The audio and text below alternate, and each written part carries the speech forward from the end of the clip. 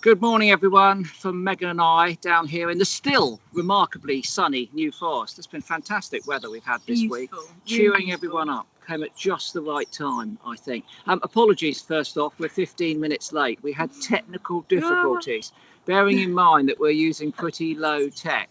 So today, we're pushing the boundaries of that tech. We've got no less than 3 iPhones, which we're going to be using, all plumbed through Fabian Harrison's computer at his desk in Norwich. Megan and I here in the New Forest, we're self-isolating.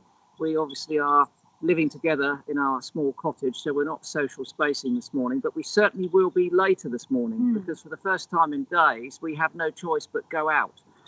My father, who is 87 and has a number of pre-existing conditions, needs food, and Megan's grandmother, She needs her prescription eye drops. So we're gonna head out and we're gonna go to the pharmacist, food shop, get some supplies, do some dropping off, and I'm dreading it actually. To be honest with you, we haven't been out for a while. I'm dreading that. Firstly, my father sent me an extensive shopping list. Extensive. I'm not entirely sure we're going to be able to get optimistic everything on there.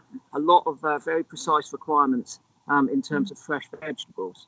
But we're doing my best for my dad, and it's going to be, tricky. Because we're still trying to convince him to stay indoors and not go out. We can FaceTime him. And obviously today when we see him, we'll be keeping 3 meters away and I will ask him to wash all of the food that we get for him. Ditto your grandmother's prescription. Yeah, we're going to go in wearing gloves and do everything we can to make sure that there's limited contact. Yeah. Worrying days. Anyway, if we get on to some more cheerful things. Let's get on to some more cheerful things. Okay, so last week I was doing the wildflowers which were in the garden. I think we started with celandine, we did some things about primrose, then we did snake's head fritillary, which I'd planted, and I was a little bit smug about actually because they're putting on a fantastic show this year. And then wood anemones out in the wood. Now I'm going to do a plant today, but it's not a wildflower, but it is a plant which I think, comes with a lot of baggage, and it's ivy. Now, there's ivy in the hand and there's ivy on the tree behind us here. It's a really useful plant when it comes to wildlife. Firstly, it provides an evergreen dense cover. And when you think about it, whether it's climbing up a wall or growing on a tree, it grows very thick. And this means that lots of animals can get into it to find shelter. So first of all, we might think of birds, and they might be moving into it to roost, certainly through the winter time when the rest of the tree is bare.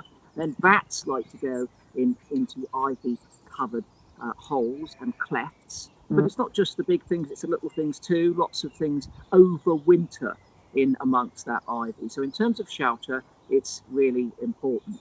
It also, of course, produces late season flowers, so very late on into the autumn. It produces flowers and therefore nectar. So a lot of those insects which are preparing to overwinter as adults, things like queen wasps, red admiral butterflies, peacock butterflies, tortoise shells, etc., they are really dependent on this late source of nectar to boost their reserves so that they can get through the winter. Then, of course, it goes on to produce the berries. You might be able to see some of those berries. These are succulent berries. They're eaten by birds. Thrushes will go for them. But the thing that I see eating the most here are wood pigeons. Wood pigeons love ivy berries. And very often they'll gang up. Throngs of wood pigeons will all flock onto the ivy and scoff all of these berries. So in terms of flowers and fruit, it's very, very important. What eats it? The leaves itself. I mentioned they're evergreen. You very infrequently see them chewed as if they've been munched by any herbivores. Well, strangely enough, only a couple of species, larvae, when it comes to inverts, feed on them. The holly blue butterfly will feed on ivy, and frequently you'll see the adults dancing around it. And at this time of year, alongside brimstones and those other butterflies which overwinter as adults, holly blues appear. Powder blue, tiny little butterfly. You'll see them into your cities. A bit of name dropping. I was filming with Don Letts of Big Audio Dynamite last year. Went into his house and showed him a holly blue in his garden near his ivy. And swallowtail moth is another one whose larvae will feed on it, but not very much. Deer will browse on ivy, and often you'll notice that if a tree blows over and it was covered with ivy, falls onto the ground, the first thing that gets stripped off of it is all of the ivy. If there are any deer about, they like to move in and take advantage of that. And in fact, on the tree behind us, you can see there's a browse line here. You see the ivy seems to mainly stop growing below about 1.5 meters. That's down to the fact that we are just outside the garden and the deer come here and nibble our ivy. But I did mention it's got a sort of a reputation. A lot of people think that it damages brickwork and in fact damages trees. Well, I've got to be honest with you, it doesn't damage brickwork directly, but because of the way that it coats the brickwork and then all of the leaf litter builds up behind it, if that leaf litter gets damp, then it can cause damp ingress through that brickwork, particularly if it's not modern and modern bricks and mortar, as it were. So there is an issue there. In terms of the trees, however, well, this is what I often get very upset about. I see people who should know better removing ivy from trees because they say it strangles the tree. Utter nonsense. It grows up the trunk because it's there that it is able to try and strain some of the sunlight that filters through the branches. And the tree, of course, supports it because it can't manifest the strong enough trunk itself. And it does no damage to the tree. I've got to give you one caveat. And that is that if the tree is old and its roots are infirm, in the winter time, when it's devoid of leaves, the idea is that the wind blows through the tree and it doesn't act like a kite with all of its leaves on. But of course, if you've got ivy, a really thick growth of ivy on the tree, then that does catch the wind and it can cause those trees to be more susceptible to being blown over in the winter time. But if you have a place where you can allow ivy to grow in your garden, where it's not going to cause damp on your brickwork and it's not going to bring a big tree down, you will see it as a real asset, particularly at this time of year when I mentioned it provided all of that shelter. Birds will be going into it to breed. And in fact, yesterday when I was filming those little clips that you've been looking at, I disturbed a blackbird which had made its nest in that very patch of ivy, and that's about 1.5 meters from the house, and it's on a piece of wood which sticks out, so it's not actually growing on the wall, it's on a piece of wood, but there's a blackbird's nest in there. Elsewhere in the garden we've got a wren building a nest in some ivy, and just over here about 20 meters away there's a robin with its nest in a nest box on an ivy covered wall. So ivy, really useful plant, good for wildlife gardening, and it's not the evil species that many people think it is. And I so wish that people working for local councils and other bodies wouldn't go out and strip it off the trees. Beautiful. It's gorgeous to see all those birds coming in and out. It's so busy, isn't it? Yeah. They're great. Loads of things roosting in the winter time, certainly around here. I remember as a kid there was a wall on Allington Lane near West End in Southampton, and it was about 150 metres long and it was thick with ivy, and every time I cycled back along it as it was getting dark in the winter, having been out looking for my kestrels and sparrowhawks and things, there would be masses of house sparrows. Thousands of house sparrows would flock into this ivy, and as I cycled alongside it, they would all fly out over my head, chittering and chattering. It was really fantastic. Sadly, well, the ivy's gone from the wall, I'm afraid, and very sadly, so have all the house sparrows. I was going to say that's not a sight that I'd expect to see today. You were robbed of that, I'm afraid. That was something that I can't even imagine. That'd be amazing. It's good. Wow. It's good. Anyway, so on to the skull of the day. We can't forget that. So this really is a bird that needs no introduction whatsoever. It is one that I don't know. I think you're going to get this one. Yeah. I feel. Yeah. I feel like it's relatively common UK species. Of course, have a good look at the bill. Have a good look at the size of this skull. Gives you a good indication of the size of the bird that it belongs to. I mean, it's very, very kind of. It's bigger than your characteristic. hand. It is bigger than my hand. Look, it's longer than your hand. Have a look at that. Well, yes, marginally longer than your hand. About the same size. I've got relatively small hands. Okay. There What we about go. my hand? My hand's a little bit bigger. There we are. A little bit bigger. Look, just for scale, Chris's hand. Chris's hand. Chris's hand. My So hand. it's just a little smaller. So this is a huge skull. This is a big skull for a UK bird. So yeah, get your answers in, post those comments, and I've got my laptop set up here, so I'll be able to see your live comments coming through today. Hopefully a little bit better than yesterday. So yeah. Yeah, fantastic. Now, earlier in the week, we were very pleased to join Gary Moore, the sound recordist, from his home in Bath, where he gave us an introduction to some of our bird song. He will be coming back, actually, hopefully at some stage next week. But today we're very pleased to have another guest, and we're trying to diversify our guests in terms of what they can tell us about. So we've invited some conservationists, some scientists, but today it's the turn of artists. I'm a very passionate follower of bird art, and when I was at university, I met a then young man, who was studying maths, not art, but he was studying maths, but a very keen birder, Darren Rees.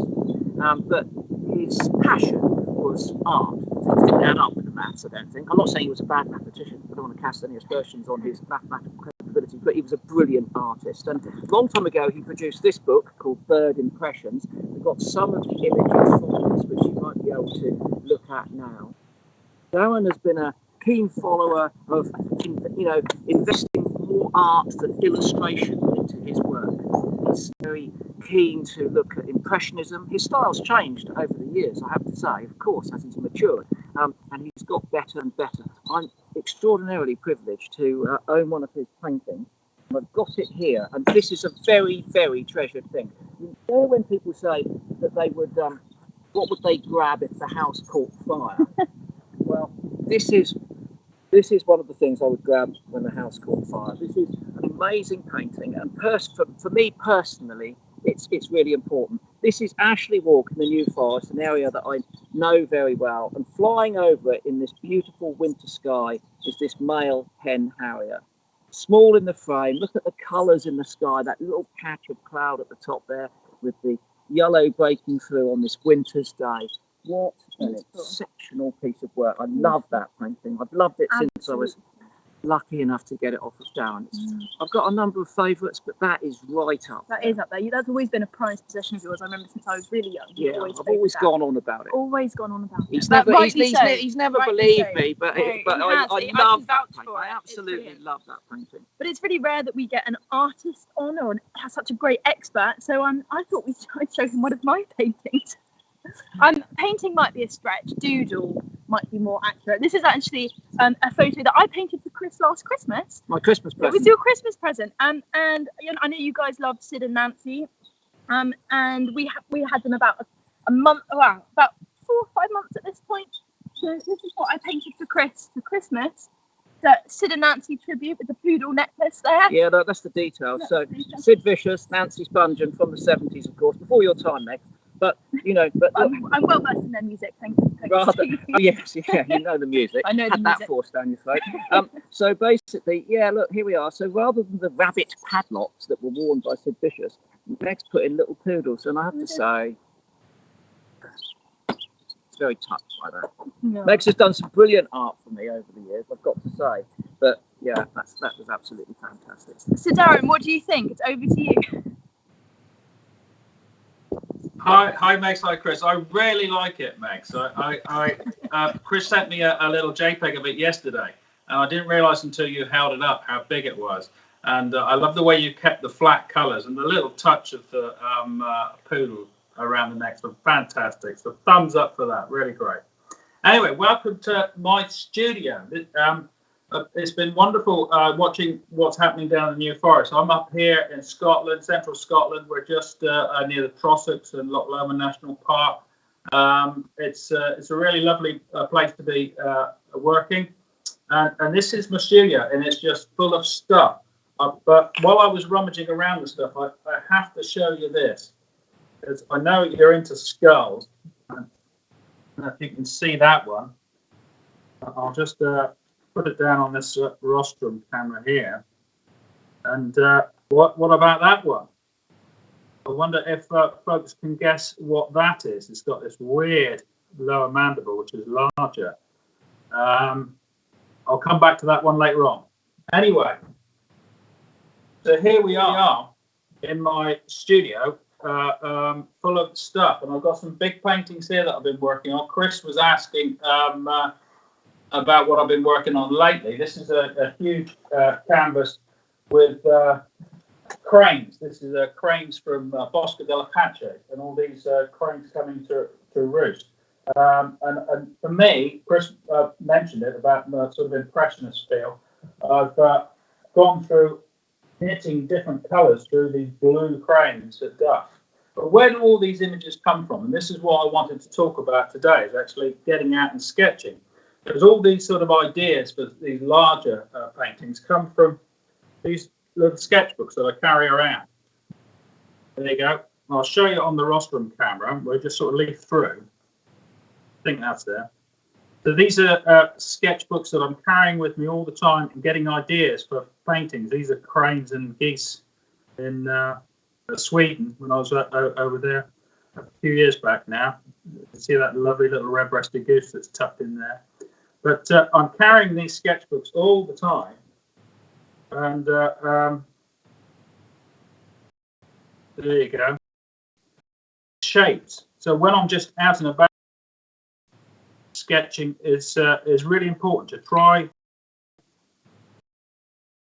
So I don't know if people can see what these birds are. These amazing quiths. These are waxwings that have visited our area. This is in Thornhill, the local village, and just grabbing shapes as much as you can. And look at this page. Not too happy about these. These aren't particularly good, I don't think. But nevertheless, I'm sketching and looking at how these birds are moving. And just this one here at the end, I wanted to show you. It's got this lovely quiff going on.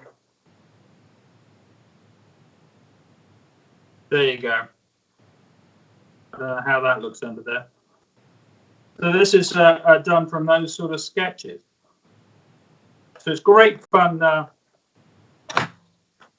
handling these sketchbooks and looking through, because they memories. This one here, to show it. Whoops, sorry, better with the rostrum camera. These are from Shetland. My first encounters with killer whales, and I wanted to show you this one here. This was another recent. Been working on this over the winter. And these are killer whales from British Columbia. Looking at these textures on these hills, a very painterly fashion, and just having the orcas or killer whales as a foil here against this sort of bigger landscape. Take that away and get back to the birds then.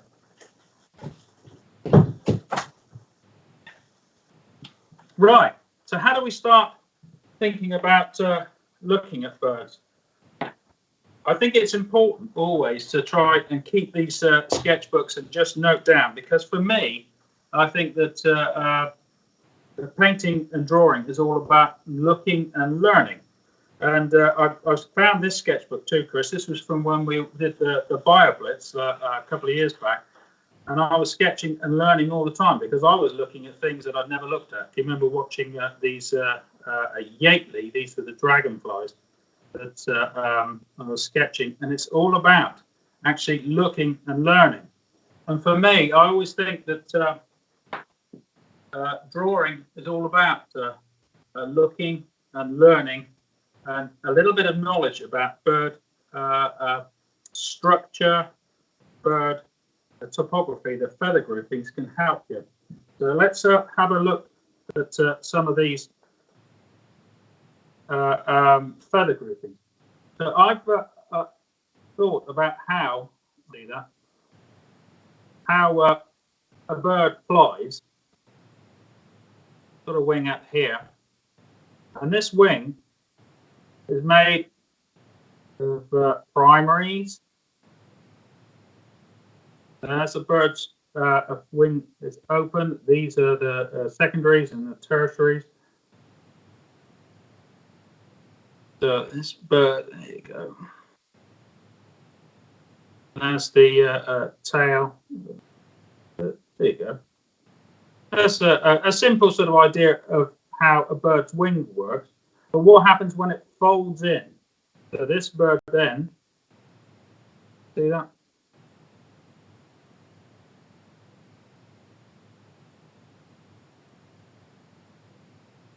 So these primaries all come round here and they concertina in. So you get this feel of the tertiaries and the secondaries and the primaries around here. That's a bit technical, I know, but I think it always helps to know a little bit about bird structure.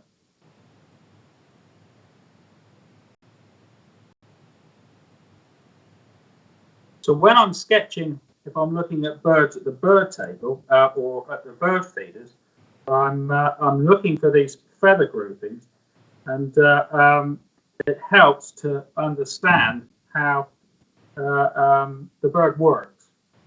So these are some of the sketches that I've been doing from the feeders here. We've got feeders just outside the window. And over the last couple of days, looking at what birds have been coming in. We've been getting some goldfinches coming in. And when you're working at drawing some birds, I think there's two or three ways you can go about it. Let's think about. There's no birds up here. At the moment. If we're looking at a blue tip, think about the ratio of the bird's head. Blue tips are quite big-headed, I think.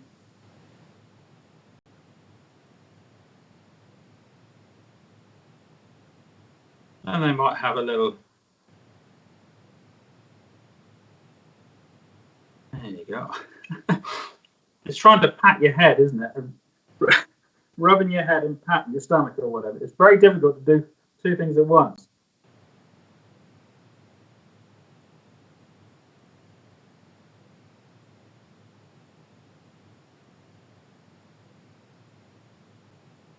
But I'm thinking.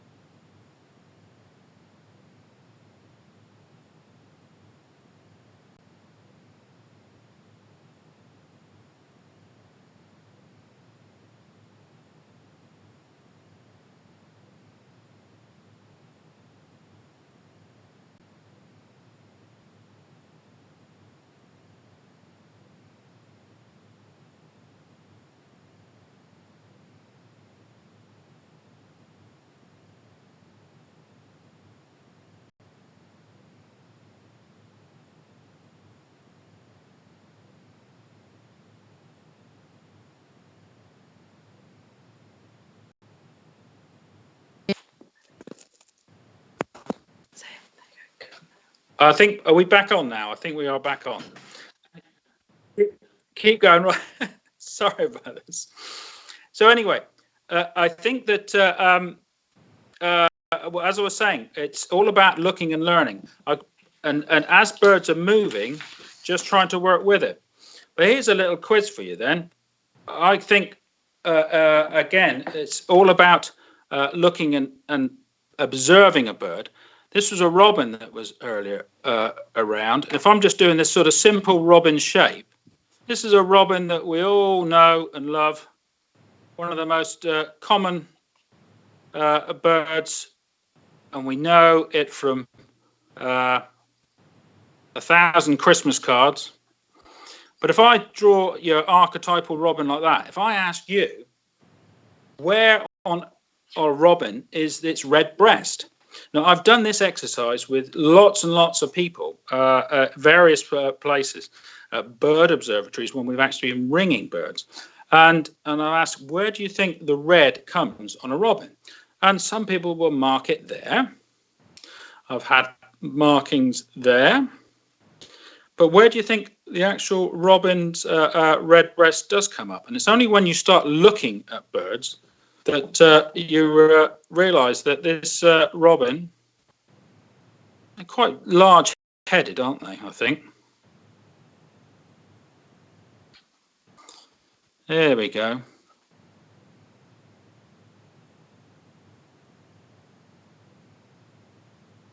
A robin's red breast, which actually isn't that much red at all. It's more orangey, isn't it? Comes in this sort of shape.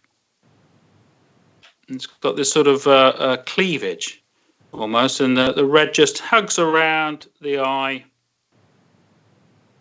There you go. There's a little robin. But this is more accurate. But I've seen many people that put these sort of markings on robins.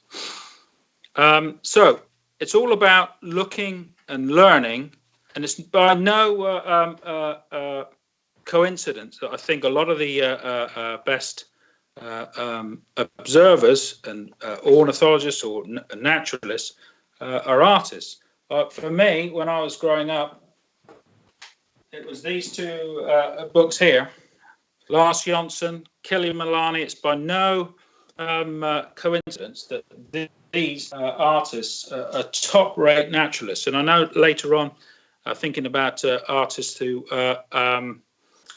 work more impressionistically, or like Darren Woodhead. I know we'll be linking up with Darren later on, hopefully, and Greg Paul. Sadly, he's no longer with us.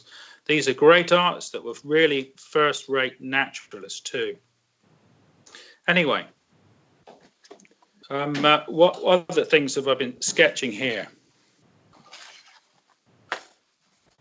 Hopefully, if we can get the technology to work, and later on we can be coming back and looking at putting some colour on around the base of the feeders. We've been getting these lovely wood pigeons, and we've been getting a few tree sparrows on the feeders. Ooh, as I look up now, there's some goldfinches coming in. These are some of the tree sparrow sketches that I've been doing from here. And perhaps later on, if we can come back and get technology working too, and we can be looking at putting some colour on some of these sketches.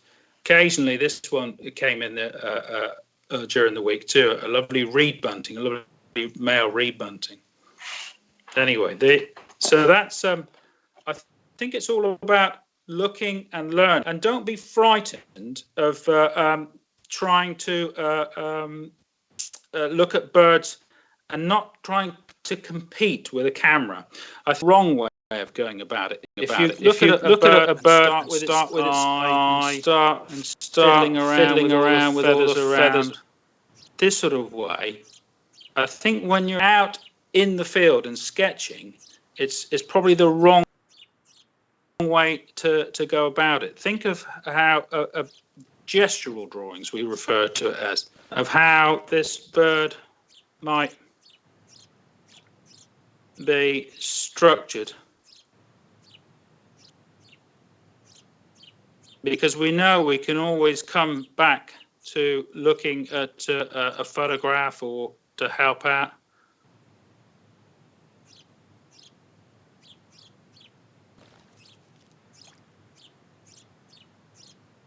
There you go.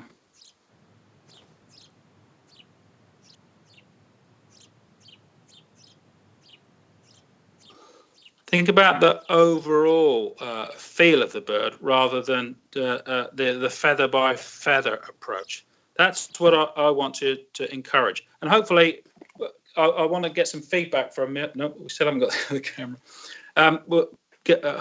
Hopefully, we'll get some feedback of what you've been doing, because I think that'll be really good to get some of the comments. And if you can get some of your efforts up, put it on the Self-Isolating Bird Club page and tag me if you want to. I can comment, and yeah, I'd love to see what you're getting up to while you're staying safe at home. Anyway, I hope that gives you an idea of what I've been keeping busy with. And over to you, Chris.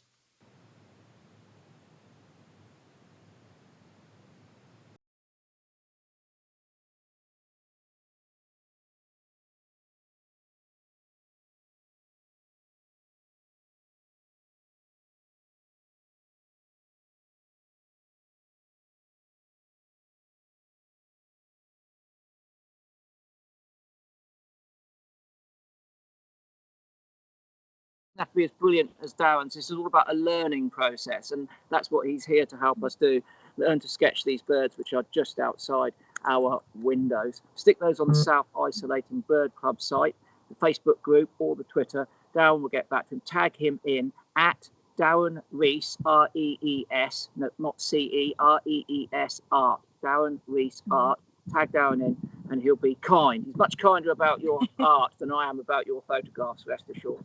Lots of people self-isolating at home at the moment, looking out of their windows and seeing, I have to say, extraordinary things. The other day on our Twitter site, Jack Badams, a young man who I've worked with at Springwatch, brilliant birder, keen naturalist, really good guy, posted this clip of something that he saw pretty special out of his flat window. You see that spiky thing there? That's the church. And if we look down into the scope, we can see, oh yes, peregrine.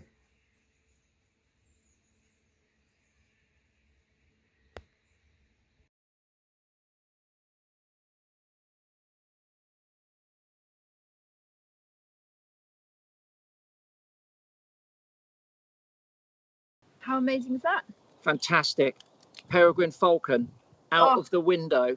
I mean, I love the way that he used the mobile to come down to the scope, and then it was, you know, okay, it's not the best view of a peregrine falcon, but it certainly was for Jack Badams. And it just goes to prove that even if you're living in urban areas, looking out of a window, maybe you're not fortunate enough to have a garden at this point, then you can still spot sensational birds out of the window. The fastest animal on the planet outside of Jack Badams' window. Top work. And as Darren said, it's taking note of all those little details of the bird. Look at how it moves. Look at all that. And that's what's the most exciting thing about it. We have to really connect with it. It's not just about seeing it. You really have to just, I don't know, understand it. Feel it. Watch it. Feel it. That's something to get under the feathers of the bird. Oh, I like that. Get under the feathers of the bird. Brilliant. So with that, I'm going to go straight to audience questions, and we're talking about art today. So I've picked out some artwork from the South Isolating Bird Club, which I have to say is amazing. So the first one is from Emily Kate Briggs. Now she has drawn this amazing kingfisher. I just love the simplicity of it and those beautiful blue colours. I mean, Chris, what do you think? It's very detailed. It's a detailed. beautifully executed illustration. It is. Some very talented people out there. Next one I am going to go to is from Mandy Baker Murray. Now, this is something very special. She has drawn a barn owl on a feather. I mean, the patience that it must take to do that. I mean, the details of holding that feather down, I'm sure it must be pinned. I'd love to know how you do it. Maybe you pin it down and you draw very delicately. Maybe Mandy could send us a short 2-minute clip of herself at work, showing how she manages to paint on something as fragile as a feather, keeping it all together and retaining the detail of her subject, in this case a barn owl. Mandy, if you could record that on your phone, we'd love to see how you do it. Love to see that. And last but not least, this is a slightly different style.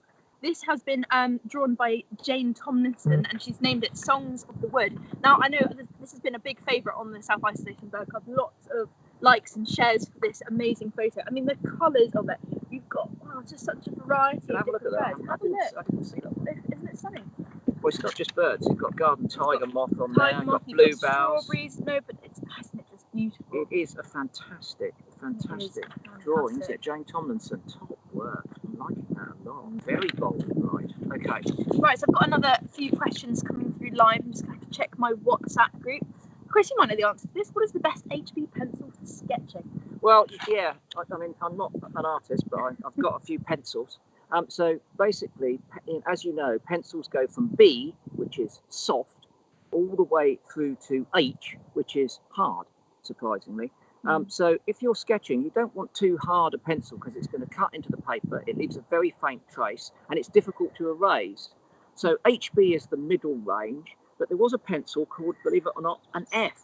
And I used to use that for sketching quite a lot. Or you maybe go to something like a 2 or a 3B. A 5B is so soft it's almost sort of charcoaly, and they can be very smudgy as well, of course, but they do erase easily. And of course, if you're sketching, well, you're sketching like I do, you're bound to make mistakes. and therefore you would want to be able to rub them out. So I would try an F, and then if not, maybe a 2B. So I guess it depends on what you're drawing as well, doesn't it? It depends on the subject. You want that smudginess. Yeah, and also what you're drawing on. Exactly. If you're drawing on white cartridge type paper, watercolor paper, there's quite a lot of texture to the paper there, which picks up the graphite coming out of the pencil. God, I'm sounding like a bit of an artist now. Look at you art connoisseur. So this is a question from Sarah. Your daughter rescued a baby dove, which your dad is looking after. Not sure when to return to your garden. I mean, at this time of year, you might be finding young birds, particularly in the next few weeks or so, falling down. I mean, it's really good if you can put them in a dark box, give them a bit of respite, so that they can recover. Try and provide them with a bit of water if you can, build up their strength again. If you need some advice, make sure you phone wildlife hospitals, local wildlife hospitals. At the moment, they are quite inundated and low resource, but they will try and help you and give you the advice that you need. But if that bird is looking strong enough, if it's flapping around and it's seeming like it's doing well, you can often open the lid of the box, put it out into the garden and check it in a couple of hours. It might fly out a little bit later, but give it some quiet time and it will recuperate. Keep it warm, and obviously when you do release it, make sure it's in an area where there are no potential predators. And if it's an urban area, it could be cats if we're out, even if it's an urban area, it could be foxes too. So, try to release it off the ground, basically. Okay. Brilliant. So I think we should move on to Skull of the Day, the answer. Now, many of you got this right. I'm going to list a few now. So on Facebook, we had Kristen, Helen, Rachel, Lindsay, Alison, Lisa, Megan, Paul, Irene, Jules, Chloe. Well done. On Twitter, there's Alison, Kate, Dave, Sheila, Liz, and Val. And on YouTube, Shane and Mark. So you might recognise this. It is the largest of our waterfowl species. It's one of the largest flying birds. It has been the centre of many creative mediums, including the 1875 Russian ballet. Of course. Good move. You've managed to get ballet into one of our little I broadcasts. brought ballet in. Oh, blimey. Well, there you Our go. cultural spread is growing daily. It's getting bigger and bigger. Yeah. But the ballet is a whole other story for a whole other time, perhaps. Yeah, we don't want to see any, you in a tutu, frankly. Why not? I could do a little performance. Oh. No, maybe not. So this, of course, is the skull of a swan, a mute swan to be specific. You can clearly look at that shape of that bill. It's very, very distinctive. Now, these skulls, you can see, they've got relatively, kind of normal sized eyes, I'd say, from the skull. You can look at the eye capsule there. But they have these muscles, and you can see they were attached to the bill here, go over the top. You can also see around here a little indentation where a muscle would attach. And that is, of course, to strengthen the beak up. Now, you can't really see on this skull. Have a little look.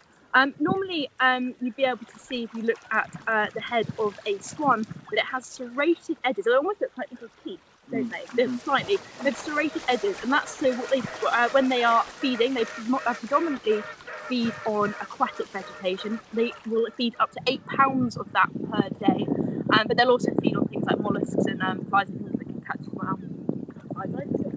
Yeah, but they will take caddisfly larvae emerging off the surface. That protein is useful and to them. Frogs as well, they can take that. Yeah. So, but predominantly they will feed on aquatic plants. So what they'll do, you'll see them, they do this thing, which is, I'm going to bring another cultural reference in. Anyone seen the aristocrats, the geese? And they waddle along and they're like, bums up ladies, the heads down, bums go up. So this is what swans do as well. They put their necks down into the water, they put their beaks down like this, and they use the serrated edges to really grasp that aquatic plant matter and pull it up. And they'll feed on things like bladderweed, different types of seaweeds, and they'll get it all up, algae and things like that, which they'll scrape off the bottom. And they also use their feet. So when they're upright, you might see them, they'll be using their feet really kind of strongly to scrape up all that organic matter and put their heads under and swallow it as well. But what I really like about swans is they are famous for being strictly monogamous. And they form these strict bonds with one another before they even reach sexual maturity. I like to think that they're like signet sweethearts. Signet sweethearts. I thought you'd like that. Bit of alliteration. Signet sweethearts. I thought you'd like that one. Oh my goodness. I think I've lost the plot today. Yeah. I've lost it. Well, it's a mute swan, and a lot of people got that. So They did. we'll do a couple more skulls because I've got a couple more. I've got one very, very special one that I just want to show off, if I'm honest with you. Oh, yeah. And I've got a couple of others which I think people will be able to get with a bit of deduction. Anyway, tomorrow, it's a very special show, 9 o'clock tomorrow, we'll be on at the same time. I just called it a show. Oh, we're getting ahead of ourselves Oh, now dear. with our lo-fi, aren't we? Anyway, with our little broadcast, we will be back at 9 o'clock tomorrow morning with a very special guest all the way from South Africa. Yes, we're pushing the technology tomorrow.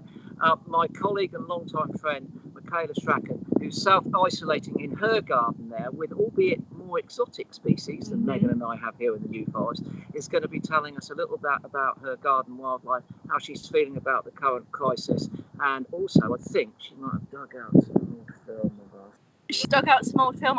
We haven't been allowed to watch it yet, but apparently it's a treat and I can't wait. Yeah, I've probably got bad hair. Anyway, we're going to leave you with some slow motion poodles, I think. The top. It's the best one, this one. Enjoy. All right, see you tomorrow.